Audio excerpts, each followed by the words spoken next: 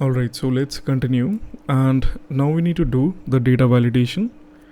So from this point onwards, we do know that the user is passing all the required fields and only these fields. So we just need to validate the data, the values.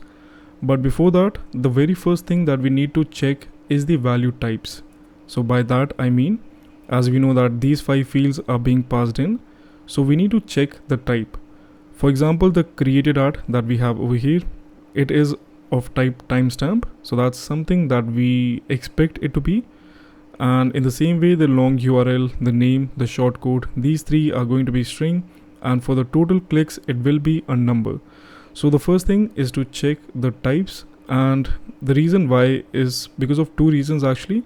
The first reason is we want to deny a falsy request as soon as possible, because it doesn't even make sense to check any other values if the type itself is not right.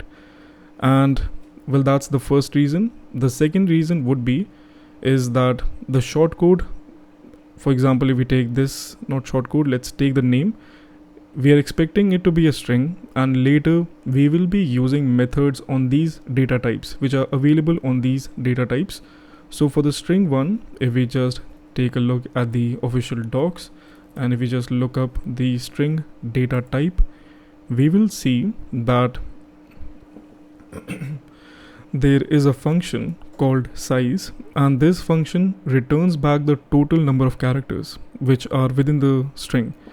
So later we will be using this thing in order to make sure the same validation that we did on the front end, which is I guess to minimum 3 and maximum 5 characters, we will be doing the same thing within the security rules by getting the total characters by using this method. Let that sink in. So if the name is of type a different type, for example a created art, if that's what the user is passing, which means that they are kind of playing around with the thing, they are trying to pass in data which we do not expect. And if we try calling the size method, assuming that the name would be a string, assuming that, but turns out it's not the case because the user passed in a timestamp, then that thing will result in an error. Although the error itself will cause the denial, but it's still preferred to kind of check the types before. So that's what we need to do, and let's do that. So over here, let's create a function, and we can name it as verify field, what should we name it, field types, something like this. And within this function we will be checking types for all the 5 fields. Let's do that. So we do need the same thing, so let's just have it over here. We can only create variables within function. So the same thing. Now we just need to check each of the field. So within the incoming data, only if I could spell it right, we have the created art, and we are expecting it to be a timestamp, and we can check that by using the is operator as such in the middle, and then we can specify the data type. So incoming data is created art. The created art is supposed to be a timestamp, and that's what we are checking. So this will return back a boolean value, true if it is the case. In the same way, we will be checking by adding in double ampersand the other fields. Let's do that. Let me just copy the same thing to save up some time. And the next thing is the long URL, which is supposed to be a string. In the same way, we will be checking the name, which is again should be a string. Then the shortcode, again it has to be a string, and in the end make sure to remove the double ampersand in the end. In the end we need to check the total clicks, which is supposed to be a number as such. So yep, I think that's it.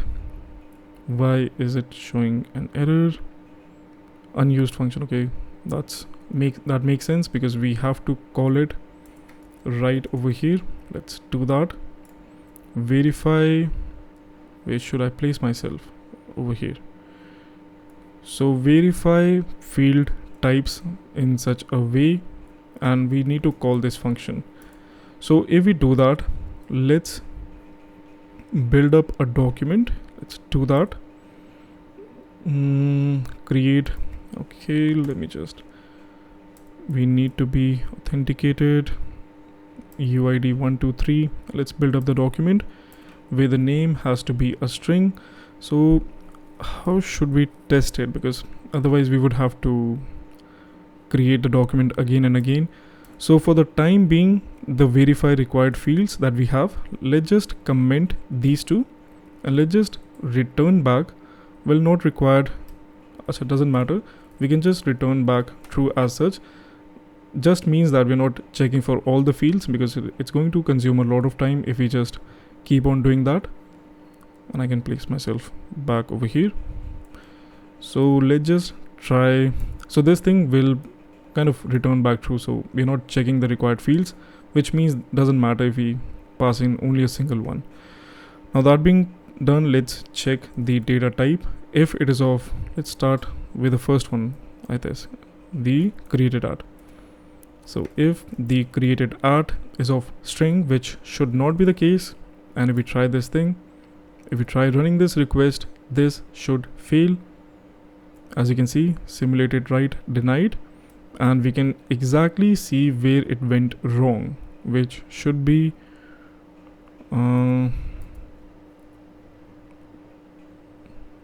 over.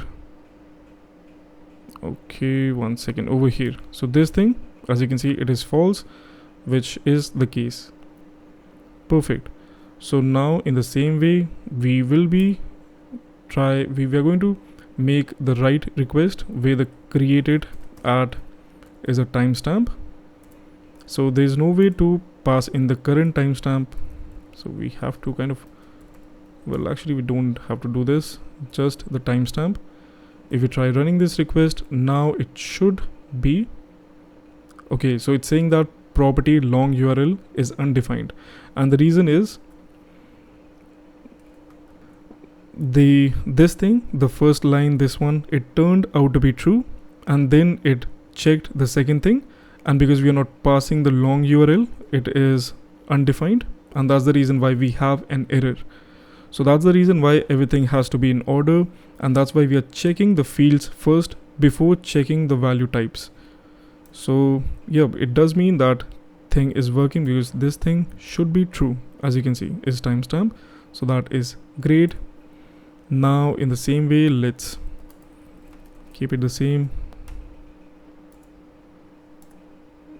and then I would have to, okay, wait a second, how can we test it in an easy way without having to create the document again and again?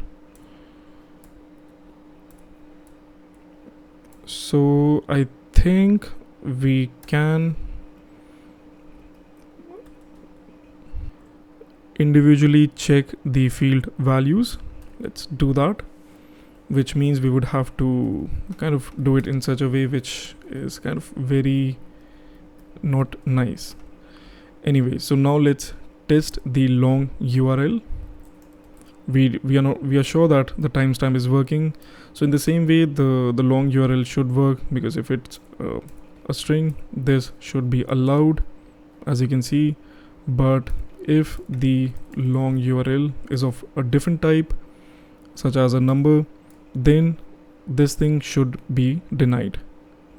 Alright, so that works. So we don't really have to check each one of them. You can just assume that it's going to work. So let's just uncomment all these, and let's just have it the way it was before, which means we can remove this thing. So we are just checking all the field types, and now we can start with checking the values of each of the fields. So let's do that, and I'm again going to break the video